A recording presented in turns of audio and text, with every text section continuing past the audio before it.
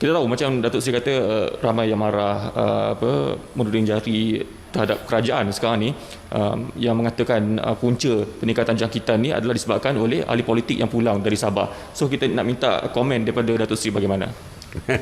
Saya orang politik juga tahu. Okey, yang pertamanya dari segi kuarantin 14 hari. Sebelum ini kita umumkan bahawa setiap rakyat yang pulang dari luar negara mesti dikuarantin 14 hari. Luar negara. Tak pernah sebelum ini rentas negeri, interstate movement, tidak pernah kita mengenakan kuarantin 14 hari. Walaupun daripada zon merah, negeri itu dianggap sebagai zon merah ataupun terdapat kawasan-kawasan zon merah di negeri tersebut. Sabah merupakan salah satu negeri di dalam Malaysia. Walaupun kita naik kapal terbang menyeberangi laut selama 2 jam setengah, Sabah adalah negeri di dalam Malaysia dan dia masih dikategorikan sebagai interstate ataupun rentas negeri. Kenapa 14 hari? Orang tanya kenapa 14 hari bila balik daripada luar negara?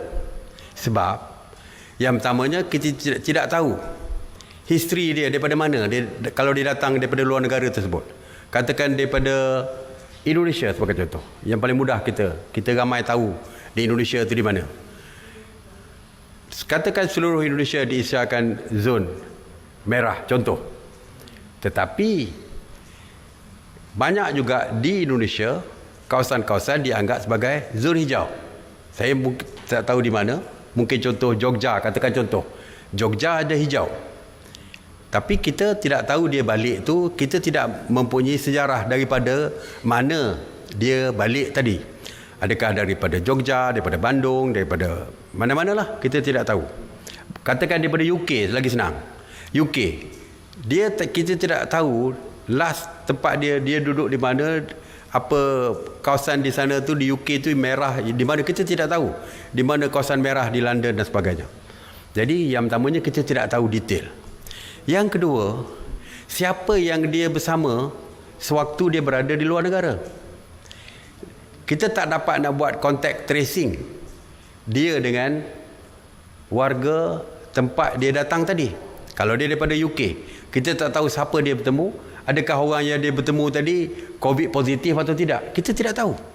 Dia balik tanpa kita mempunyai history yang lengkap mengenai dari kawasan mana dia datang, adakah merah atau hijau atau kuning di sana dan dengan siapa dia bertemu. Jadi sebab itulah kita kata siapa saja yang balik pada luar negara mesti dikuarantin 14 hari. Tetapi Sabah adalah sebahagian daripada negara Malaysia dan ianya berlakunya perjalanan antara Sabah dengan Semenanjung, ianya merupakan rentas negeri dan kita tahu sejarah daripada mana dia datang. Kalau dia datang daripada Papar misalnya, Papar tidak diisiakan sebagai kawasan merah. Papar, mana kenapa kita perlu kuarantin dia? Kerana dia datang daripada kawasan hijau, daripada Sabah. Jadi tidak ada sebab kenapa kita kuarantin dia.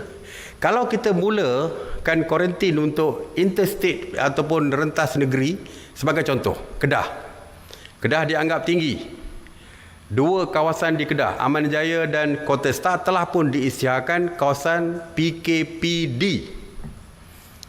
Adakah kita, sesiapa yang datang daripada Kedah akan di swab test dan kuarantin?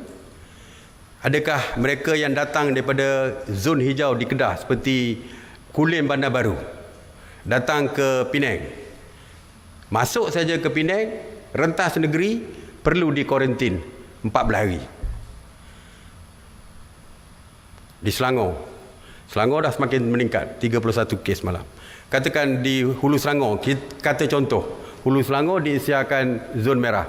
Adakah yang datang daripada Shah Alam ke Kuala Lumpur nanti, kerana Selangor dianggap sebagai merah, maka dianggap bahaya, maka mereka yang datang daripada Shah Alam datang ke Kuala Lumpur juga akan dikenakan kuarantin. Ataupun daripada Kajang datang Kuala Lumpur dikenakan kuarantin, sedangkan Kajang adalah hijau dan kita tahu status kawasan di situ. Jadi sebab itulah Kementerian Kesihatan, sepatutnya bukan saya menjawab ni.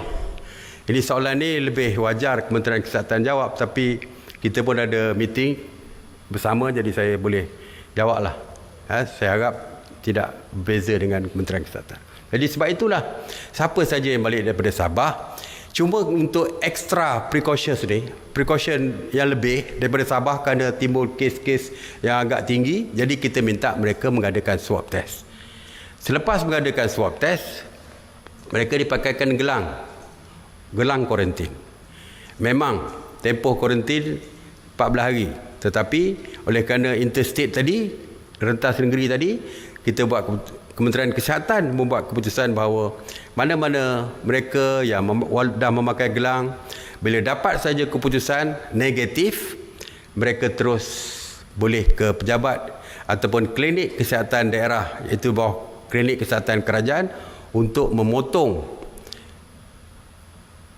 gelang tersebut, dan pejabat kesihatan akan mengeluarkan surat pelepasan kepada mereka. Jadi mereka tidak perlu di kuarantin. Walau bagaimanapun, Kementerian Kesihatan sentiasa menasihatkan supaya untuk menjaga kepentingan diri dan kesihatan keluarga dan sebagainya, digalakkan untuk kuarantin sendiri, self quarantine. Tetapi bukan mandatory, itu beza dia. Mereka boleh membuat self quarantine untuk menjaga kesihatan diri dan keluarga kalau tidak yakin kalau mereka keluar, mereka tidak menjangkiti sesiapa walaupun mereka telah pun negatif. Okey? Jadi itulah jawapannya, sebab kita tahu kalau dia daripada green zone, dia dalam negara kita tak perlu di kuarantin lagi. Alright? Apa dia? Oh, ramai yang kata ahli politik. Saya dah maklumkan, yang balik daripada Sabah yang telah pun dibuat saringan adalah 13,000 lebih, dan 130 lebih didapati positif, iaitu 1% daripada mereka yang kembali daripada Sabah. Ramai yang rakyat dah panik, seolah-olah separuh. Kalau separuh, 7,000 lebih dah positif. Ini hanya 132, dan ianya bercampur-campur antara orang politik mungkin yang pergi berkempen waktu PRN, saya tidak menafikan, tetapi termasuk jugalah pelancong-pelancong yang melancong di Sabah, orang yang ada tugas rasmi di Sabah, ada yang mempunyai urusan perniagaan di Sabah.